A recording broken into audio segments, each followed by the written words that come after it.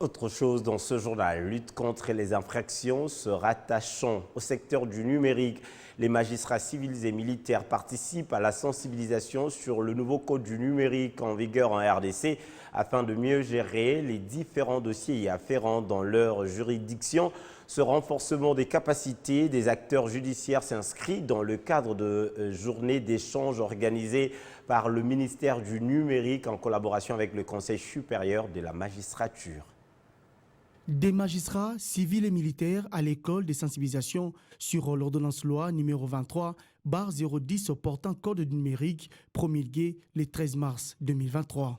Cette ordonnance loi marque ainsi une étape importante dans le développement du secteur du numérique en RDC. Ces codes viennent combler les vides juridiques et réglementer le secteur du numérique en RDC. D'après Dieudonné Kamouleta, président du Conseil supérieur de la magistrature, également président de la Cour constitutionnelle, il est plus qu'important d'outiller les magistrats sur les nouveaux codes numériques, car malgré sa promulgation, cette nouvelle réglementation reste méconnue et souffre d'application dans les cours et tribunaux, puisqu'il y a trop peu de dossiers qui sont consacrés sur les infractions numériques. Nous avons l'obligation d'agir, et d'agir maintenant, et maintenant seulement. Et si notre action tarde, certains esprits malveillants en profitent pour faire prospérer leurs entreprises criminelles dans le domaine du numérique, et ce, au préjudice du peuple au nom de qui nous rendons la justice dans notre cher et beau pays.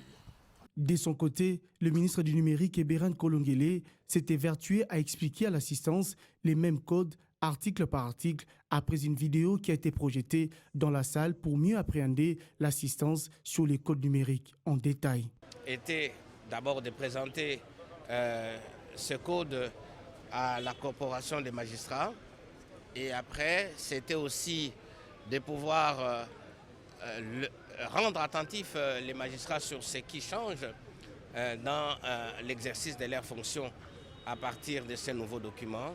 Pour Télésphore, Ndouba Kilima, secrétaire permanent du Conseil supérieur de la magistrature, il est question à travers ces échanges d'armer les magistrats civils et militaires à bien faire leur travail. C'est pour les rappeler qu'ils ont un cadre juridique qui répond de manière satisfaisante sur l'ensemble des questions, sur l'ensemble des infractions qui se commettent dans le net, des infractions en rapport avec la nouvelle technologie de l'information et de la communication. Cette journée d'échange scientifique est organisée par les conseils supérieurs de la magistrature en collaboration avec les ministères du numérique. Le but est de renforcer les capacités des magistrats et leur doter des compétences nécessaires dans les domaines du numérique pour réprimer toute forme de crimes dans les secteurs du numérique.